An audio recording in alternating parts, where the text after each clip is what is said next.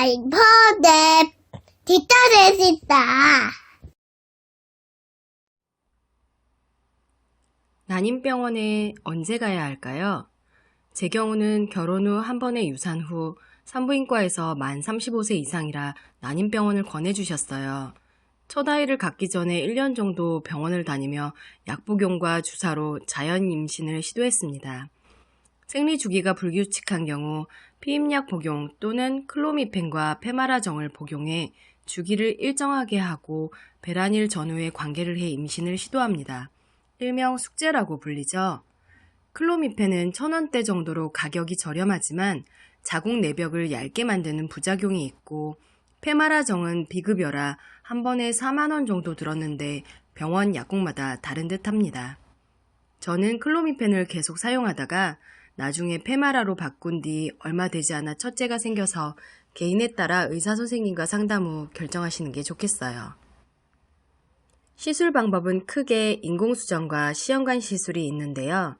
쉽게 말해 인공수정은 남자의 정자를 채취해 여자 몸 안 난자 앞에 직접 쏴주는 형태, 시험관 시술은 남자의 정자와 여자의 난자를 각각 채취해 수정을 시킨 뒤 다시 몸속으로 보내는 형태입니다.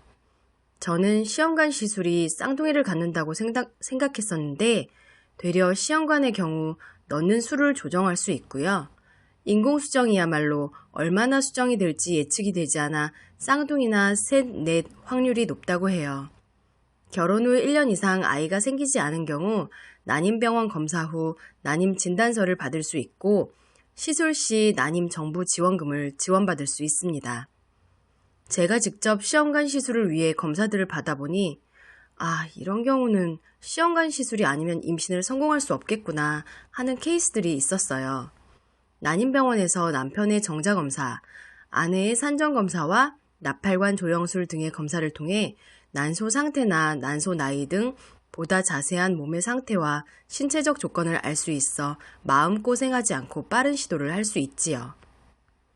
예를 들어 정자검사를 하면 정자의 운동성, 정자 개수, 정자의 모양 등을 알 수 있는데요. 정자 모양이 기형이거나 예쁘지 않은 경우는 정자가 난자 벽을 뚫고 들어가기가 힘들다고 해요. 결국 수정이 되기 어렵기 때문에 인공수정보다는 시험관 시술을 통해 수정을 시켜 시험관 아기를 하는 게 빠른 방법이지요. 여자의 경우 나팔관 조영술이라는 검사를 통해 난소 기능이 저하되었는지, 나팔관이 양쪽 다 뚫려 있는지 등을 알 수 있는데 나팔관이 한쪽이 막혀 있다거나 하는 경우는 아무래도 자연 임신이 힘들겠죠. 시험관 시술을 하기로 결심한 그날 선생님께서 오늘 촬영할 수 있을 것 같으니 나팔관 조영술을 하고 가자고 하셨어요. 너무 아무렇지 않게 그냥 엑스레이 검사 마냥 가운 입고 기다리라고 하셔서 저는 별 생각이 없었어요. 만약에 다음에 나팔관 조영술을 하기로 예약하고 집에 왔다면 검색 후에 겁에 질려서 했을지도 모를 일이죠.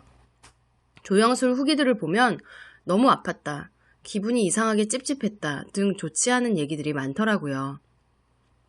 처음 산부인과에 와서 자궁경부암 검사라든지 질 초음파를 보게 되면 그때 기분 참 이상하고 그런데요. 그 기분에 생리통처럼 뻐근하고 그런 아픔이 조금 있었어요.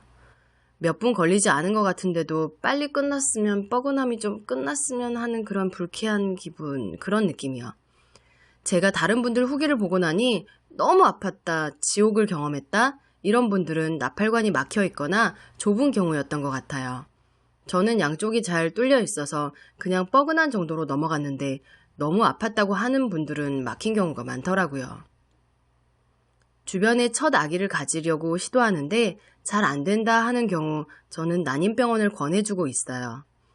나와 남편의 몸 상태를 알면 자연 임신을 시도하는 게 좋을지 시술을 결정하는 게 좋을지 판단할 수 있거든요. 임신을 하면 자연스레 아기가 생기는 줄 알았는데 젊은 나이라고 꼭 금방 생기는 건 아니더라고요. 아기를 바라는 마음에 병원 문을 두드리시는 분들, 너무 겁먹지 마시고 또 너무 조급해하지 마시고 편안하게 결정하시면 좋겠습니다. 다음엔 제가 했던 시험관 아기 시술 얘기해 드릴게요. 아이펀랩 구독 부탁드려요.